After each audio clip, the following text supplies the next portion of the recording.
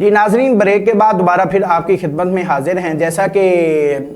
حافظ صاحب گفتگو فرما رہے تھے کہ حضور علیہ السلام کے اخلاقیات کے بارے میں، ان کا اخلاق تو ایسا ہے کہ وہ دشمنوں کو بھی سزا نہیں دیتے۔ ان کا اخلاق تو دیکھ کر جو کافر ہیں وہ مسلمان ہو جاتے ہیں۔ اکثر ایسے ہوتا ہے کہ ان کا اخلاق، حضور علیہ السلام کا اخلاق، محبت، پیار دے کر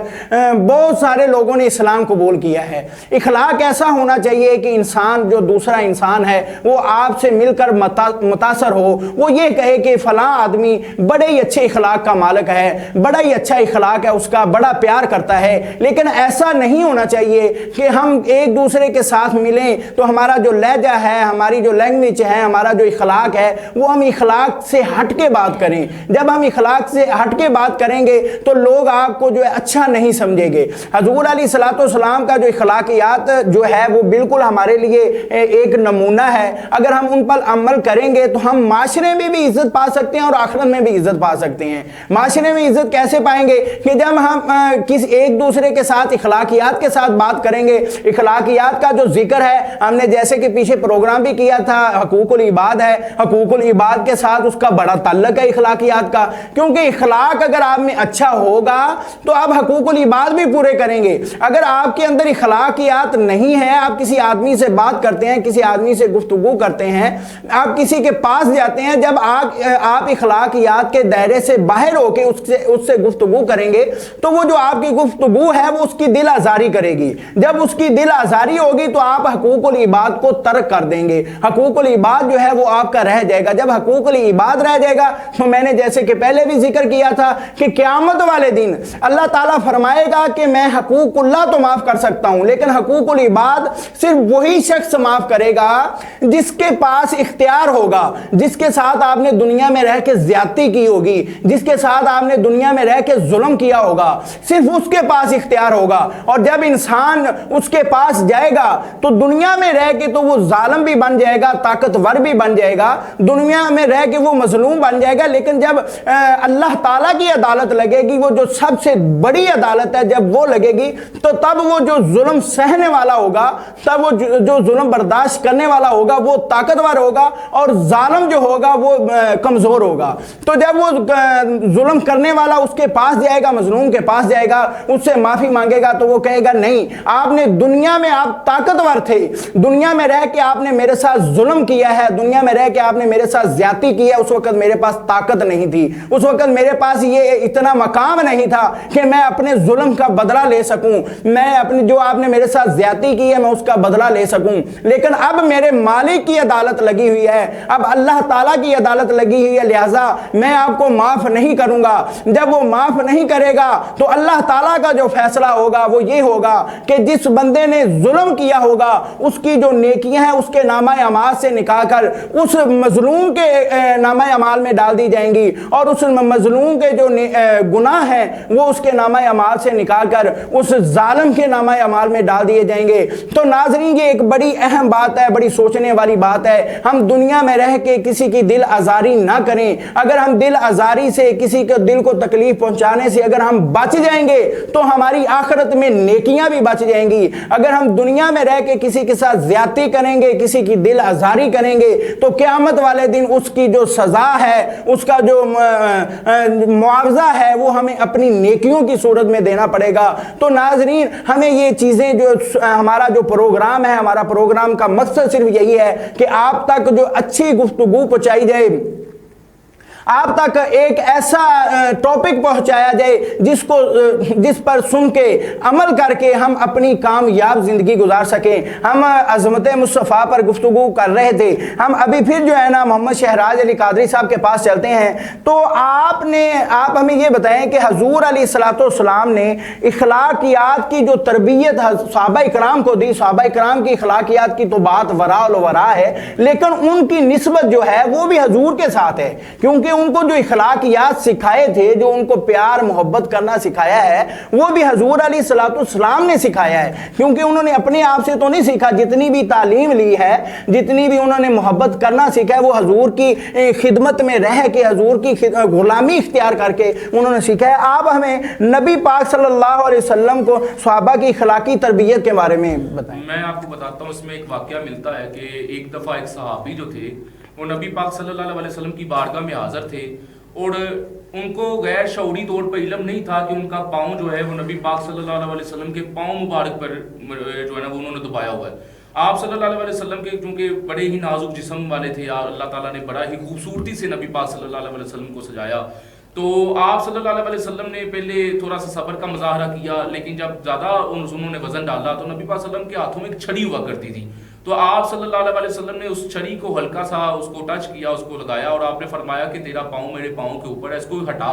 اب وہ صحابی تھے, چونکہ یہاں پہ ادب رسول صلی اللہ علیہ وسلم کا معاملہ بھی تھا, تو صحابی بڑے پریشان ہوئے, عرض کی یا رسول اللہ صلی اللہ علیہ وسلم میں غیر شعوری طور پہ میں نے یہ کیا, مجھے معافی عطا فرمائے. آپ صلی اللہ علیہ وسلم نے فرمایا کوئی بات نہیں, تو چلا جا. وہ چلے گئے, لیکن ساری رات وہ سو نہیں سکے, ان کی ندامت تھی, وہ اپنے آپ میں یہ پریشان رہے کہ مجھ سے یہ کیا ہو گیا. ساری رات اسی طرح پریشانی میں روتے ہوئے گزر گئی. جب اگلا دن ہوا تو چند صحابہ جو تھے وہ اس کے دروازے پہ, صحابی رسول کے دروازے پہ آئے, آ کے کہنے لگے کہ نبی پاک صلی اللہ علیہ وسلم نے تمہارے لیے بلاوا بھیجا ہے. اب وہ پریشان ہو گئے کہ کہیں میرے لیے کوئی آیت نہ اللہ نے اتار دی ہو, میں نے جو گستاخی مجھ سے غیر شعوری طور پہ میں نے جو کر دی وہ نہ یہ نہ ہوا ہو کہ اللہ نے میرے لیے کوئی آیت نازل کر دی ہو. تو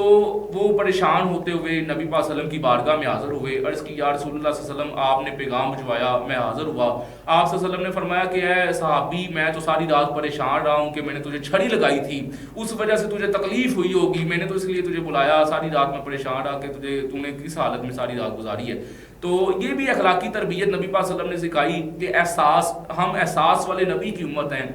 جنہوں نے خود بھی احساس کیا اور احساس کی ہی تربیت دی. اس حوالے سے آپ دیکھ لیں, میدان طائف کا واقعہ دیکھ لیں, جب نبی پاک صلی اللہ علیہ وسلم کو وہاں پہ جو آپ صلی اللہ علیہ وسلم جانتے تو سب کچھ ہے, آپ سے کوئی پردہ نہیں ہے, لیکن آپ صلی اللہ علیہ وسلم کو ظاہری طور پہ وہاں پہ بلایا گیا, اور وہاں پہ آپ صلی اللہ علیہ وسلم نے ہر در پہ دستک دی دین اسلام کی تبلیغ کے لیے, ہر در جو وہاں پہ اس کو دستک دی. لیکن وہاں پہ جو ہے انہوں نے وہاں پہ جو کفار تھے, وہاں پہ جو غیر مسلم تھے, انہوں نے آپ صلی اللہ علیہ وسلم پر پتھر برسائے, آپ صلی اللہ علیہ وسلم کو لہو لہان کر دیا. صحابہ نے عرض کی یا رسول اللہ صلی اللہ علیہ وسلم آپ ہاتھ اٹھائیں, اللہ سے دعا کریں کہ اللہ ان کو غرق کرے. اب نبی پاک صلی اللہ علیہ وسلم نے ہاتھ اٹھائے, صحابہ اب یہی سوچ رہے تھے کہ ابھی نبی پاک صلی اللہ علیہ وسلم دعا فرمائیں گے اور جبریل آئیں گے اور سب کچھ تباہ ہو جائے گا. لیکن آپ صلی اللہ علیہ وسلم کے جب لب کھلے تو دیکھنے والوں نے عجیب ہی منظر دیکھا. آپ صلی اللہ علیہ وسلم نے فرمایا اے اللہ, یہ نہیں جانتے کہ میں اللہ کا سچا نبی اور رسول ہوں, یہ نہیں جانتے کہ میں کون ہوں, ان پر مہربانی فرما, ان کو ہدایت نصیب فرما.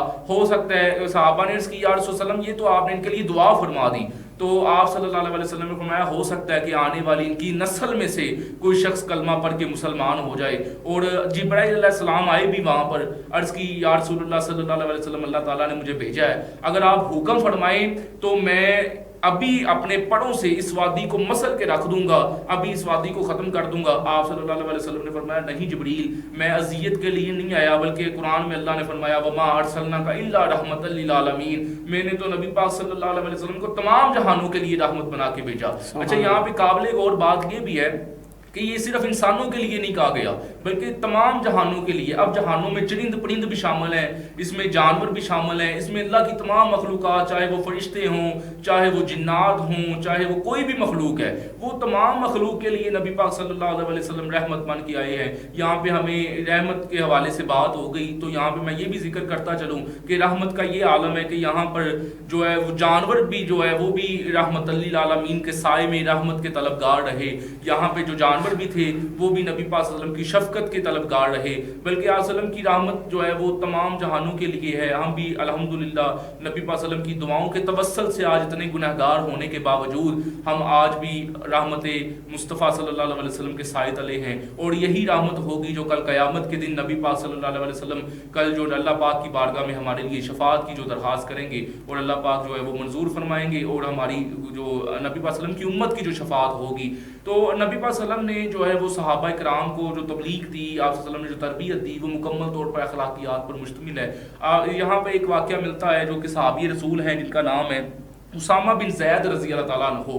आखिरी वक्त था आपका, बड़े बीमार पड़ गए, तो इमाम हुसैन रजी अल्लाह ताला अन्हो को इल्म हुआ कि उसामा बिन जैद रजी अल्लाह ताला अन्हो की तबीयत बड़ी नासाजगार है, और आपको इल्म हुआ कि उनके आखिरी अय्याम चल रहे हैं, आप तबीयत दरियाफ्त करने के लिए चले गए।